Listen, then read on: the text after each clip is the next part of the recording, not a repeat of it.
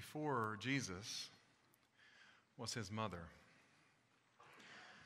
On this of all Christmases, I feel drawn to Mary's side of the nativity story. The Episcopal priest, Reverend Ala Rene Bozart, wrote the following poem. Before Jesus was his mother. Before supper in the upper room, there was breakfast in the barn. Before the Passover feast, there was a feeding trough. And before there were altars of earth, there were fair linens of hay and seed. Before his cry, her cry. Before his sweat of blood, her bleeding and tears. Before his offering, hers. Before the breaking of bread and death, the breaking of her body and birth. Before the offering of the cup, the offering of her breast. Before his blood, her blood. And by her body and blood alone, his body and blood and whole human being. The wise men knelt to hear the woman's word in wonder. Holding up her sacred child, her God in the form of a baby, she said, "Receive and let your hearts be healed and your lives filled with love. For this is my body. This is my blood." It is a common assertion that Jesus went against the anti-woman tendencies of his faith when he welcomed women into his inner circle, when he received the teaching of women in public. That isn't exactly true. Jesus tapped into an already existing tradition of women leaders in Judaism, including the prophet Huldah, advisor to priests and kings, including the warrior and judge, Deborah, including the savior of her people, Esther. It makes one wonder where he learned to value this strand of his tradition, to carry it on. I don't know. No one can know. But I imagine it was his mother, Mary. We hear mainly about Mary's submission to God in the Gospels. But they were written by men. And they were written a long time after Mary lived. And so I imagine Mary might have been very different than Matthew, Mark, Luke, and John tell us.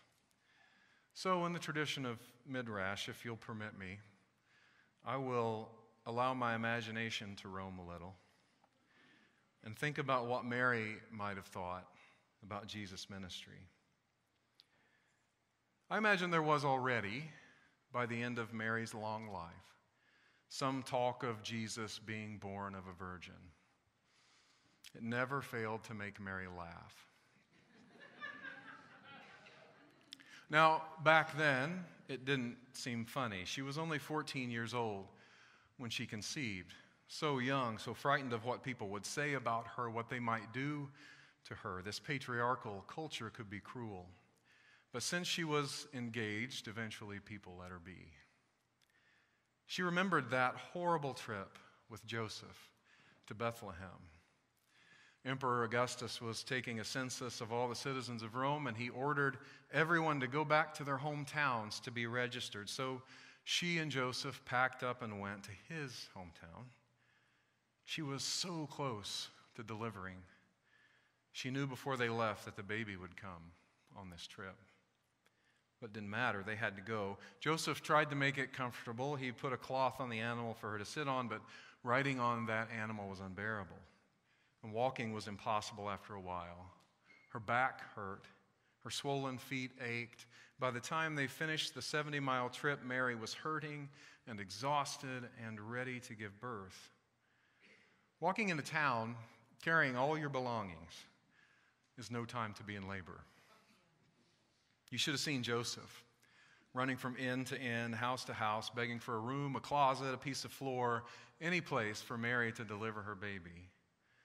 But there were rules about what that place had to be like, and there was no place that fit those rules, except a little barn off the side of a farmer's house. By then, any spot to plop down sounded like paradise to Mary, so they went into the barn, and there, with the help of some of the other travelers, Mary had the baby. She fed him for the first time, then they wrapped him in cloth and laid him in the feeding trough to sleep. Even at the end of her life, Mary remembered the full moon shining in on that little round face. All the women visiting for the census came by and cooed at him. Some even brought little gifts they cobbled together from their luggage. In this space, safe from the interference of men, as was the custom in birth rooms, the women gathered and told stories about their trip, whispered political things, talked about their own motherhood experiences around his little manger cradle. He seemed to be just what all those tired travelers needed. He did grow up to be a precocious child. She smiled as she thought of the time they lost him during Passover, right in downtown Jerusalem, the busiest time of year. They looked everywhere for him. For 3 days, her 12-year-old Jesus was lost. Finally, when they were beginning to think they would never see him again, they looked in the temple, and there he was, sitting at the feet of the rabbis, listening to them teach and asking them questions. She wanted to hug him and throttle him at the same time. "How could you do this to your father and me?" she demanded. "Didn't you know we were looking for you, scared out of our minds?"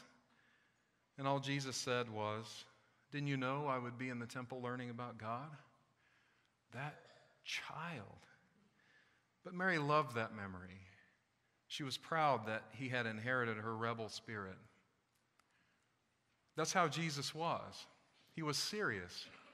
He was concerned about religion and politics. And there was a lot to be concerned about. Their people were under Roman rule. Sometimes they were allowed to practice their religion, but never without interference. They were always under the thumb of Rome. And some group or another of them was always talking about fighting Rome off, gathering an army and leading a charge. But Mary saw things differently. It was true. Her people hated being ordered to carry a Roman soldier's equipment, for example.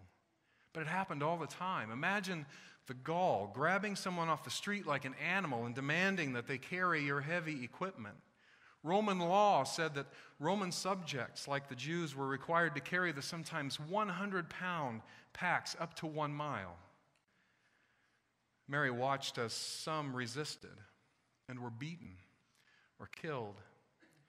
So to save his life, like other women in her time, she taught her son, when someone demands that you go with him 1 mile, go 2 instead.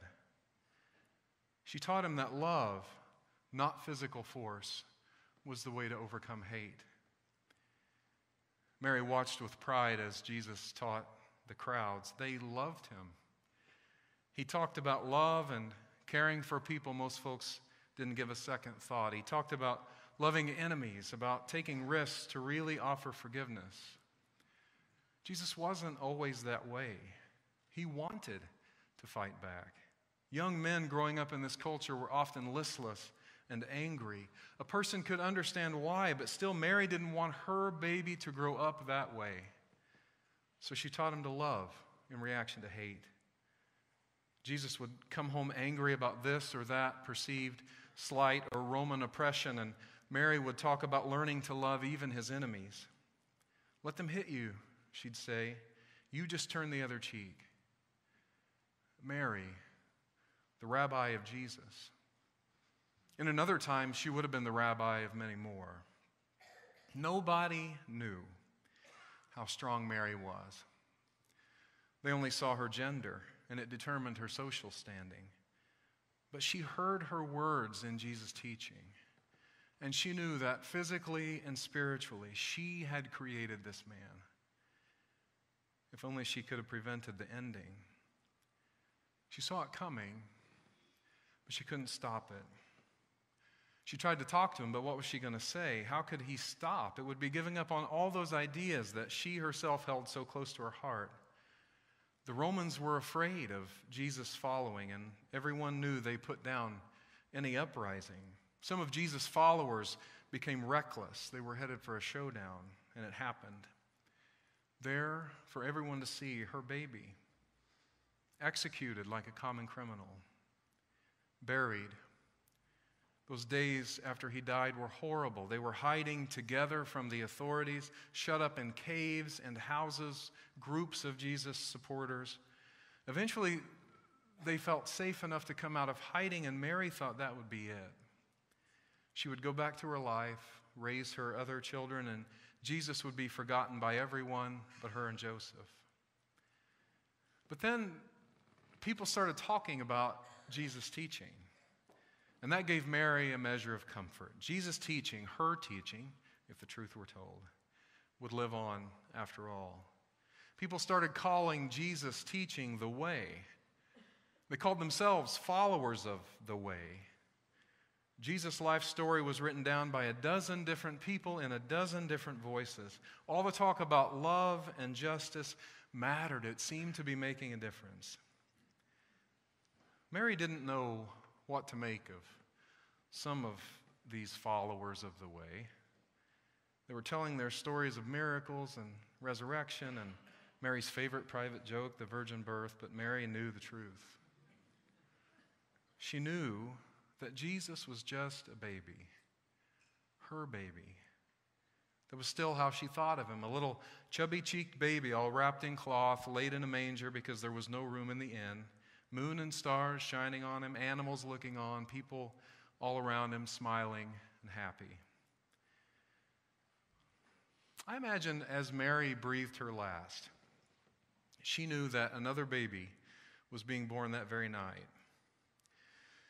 That some mother was offering up her flesh and blood and thereby saving the world. Before the offering of the cup, the offering of her breast. Before his blood, her blood. And by her body and blood alone, his body and blood and whole human being. The wise men knelt to hear the woman's word and wonder, holding up her sacred child, her God in the form of a baby. She said, "Receive and let your hearts be healed and your lives be filled with love. For this is my body. This is my blood." May we all be inspired to give as she gave. Amen.